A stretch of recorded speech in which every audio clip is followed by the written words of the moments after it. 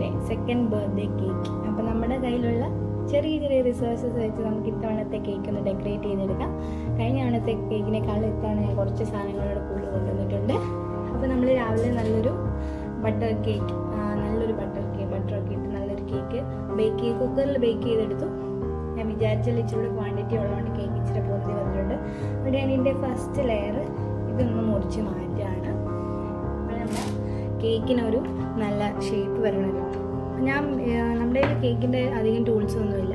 അപ്പോൾ നമ്മുടെ കയ്യിലുള്ള ടൂൾസ് വെച്ച് ഇങ്ങനെ ഒരു അടിപൊളിയായിട്ട് കേക്ക് ഡെക്കറേറ്റ് ചെയ്തെടുക്കാൻ നോക്കാം. ഇനി ഞാൻ ഈ കേക്കിന് രണ്ടായിട്ട് നമുക്ക് അത്യാവശ്യം ഇപ്പോൾ 2 ലെയർ മതി. 2 ലെയറായിട്ടൊന്ന് കട്ട് ചെയ്തെടുക്കാം. നിങ്ങൾക്കിതൊരു 3 ലെയർ ആക്കാം. നിങ്ങളുടെ കയ്യിൽ ലോങ് നൈഫ് ഉണ്ടെങ്കിൽ ഒരു 3 ലെയർ ആക്കാം. അപ്പോൾ നമ്മളിവിടെ ഒരു 2 ലെയറാണ് ഉദ്ദേശിക്കുന്നത്. അപ്പോൾ 2 ലെയറായിട്ടൊന്ന് മുറിച്ചെടുക്കാം.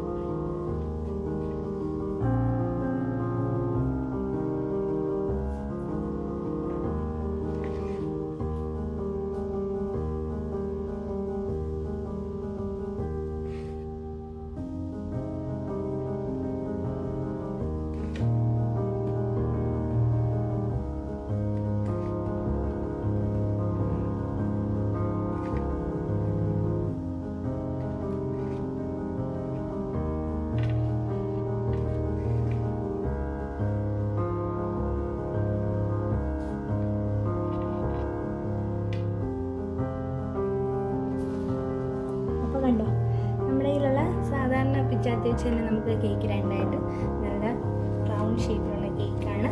അപ്പോൾ നമ്മൾ 2 ലെയറായിട്ട് മുറിച്ചെടുത്തു.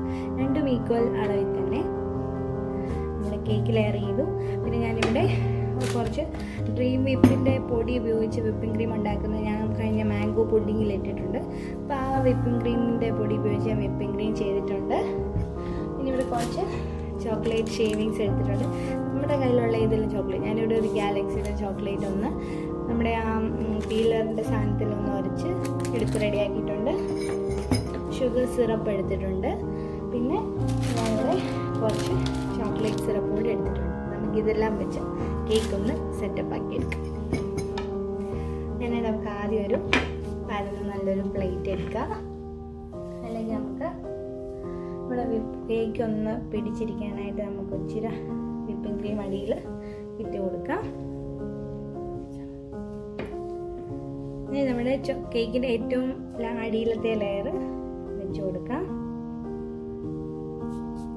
ഇനി ഇതിലേക്ക് നമുക്ക് റെഡിയാക്കി വെച്ചിരിക്കുന്ന ഇത് ഞാൻ നമ്മുടെ ഷുഗർ സിറപ്പ് ചെറിയ ചൂടുള്ള വെള്ളത്തിൽ 1 ടേബിൾ സ്പൂൺ പഞ്ചസാര കലക്കിയതാണ്. ഈ ഷുഗർ സിറപ്പ് ഒന്ന് ഇട്ട് കൊടുക്കാം. കേക്ക് ഒന്ന് വെറ്റാക്കി എടുക്കണം.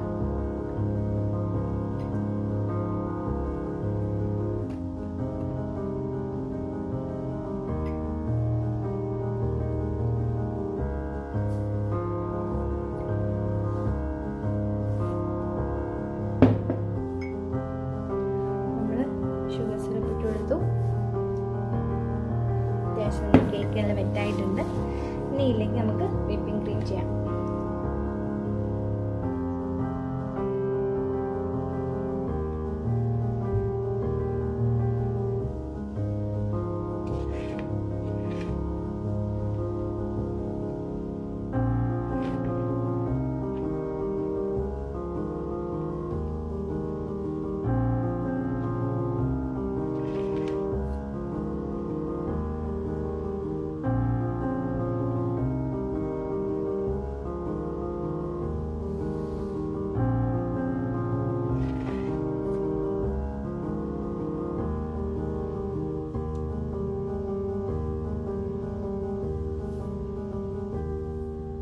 ആദ്യത്തെ ലെയർ വെച്ചു.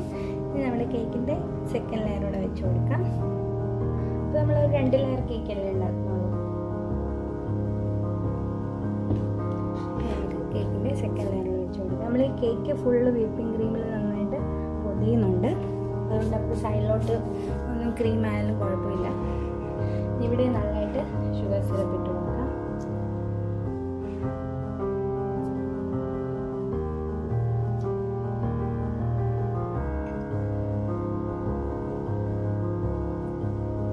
കേക്ക് വിപ്പിംഗ് ക്രീമിൽ ഫുള്ള് പൊതിഞ്ഞെടുക്കാം.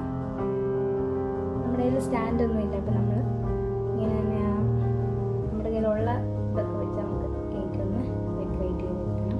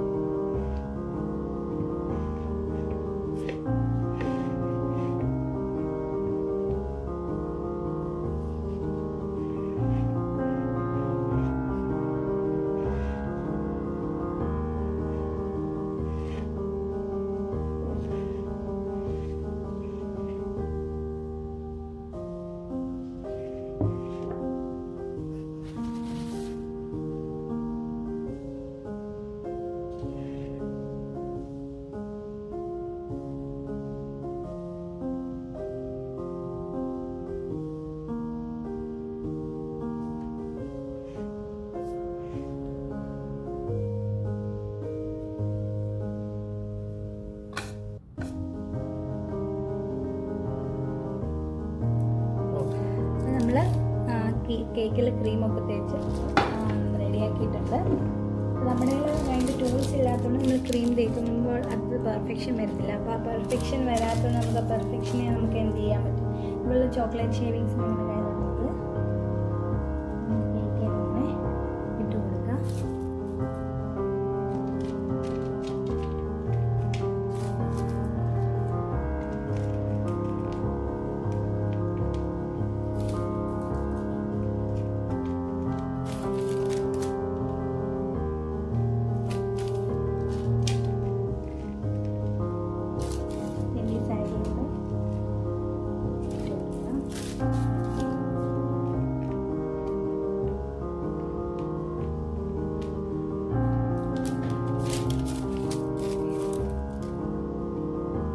അപ്പം നമ്മളിങ്ങനെ ഇട്ട് കഴിയുമ്പോൾ മെയിൻ ആ ചോക്ലേറ്റ് കേക്കിന് എന്തെങ്കിലും നമ്മൾ ആ വിപ്പിംഗ് ക്രീമിൻ്റെ ശരിയാവുകയുണ്ടെങ്കിൽ അതങ്ങ് ക്ലിയർ ആയിക്കോളും.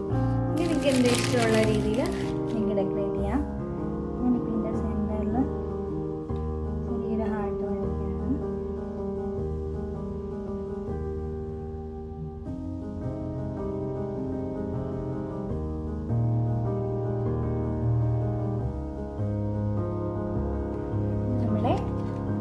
ബർത്ത്ഡേ കേക്ക് വളരെ ക്യുക്കായിട്ട് സിമ്പിളായിട്ട് ഉണ്ടാക്കിയെടുക്കാൻ പറ്റിയൊരു ബർത്ത്ഡേ കേക്ക് റെഡി ആയിട്ടുണ്ട്. ഇനി ഇത് നേരെ സ്ട്രൈറ്റ് ടു ഫ്രിഡ്ജ്, ഒരു 1 ഹവറോളം ഫ്രിഡ്ജിലിരിക്കണം. കട്ട് ചെയ്യാൻ നേരം മാത്രം പുറത്തെടുക്കാവുള്ളൂ. പിന്നെ ഇത് കട്ട് ചെയ്യുമ്പോൾ ഞാനിത് കട്ട് ചെയ്തിട്ട് കാണിച്ചു തരാം.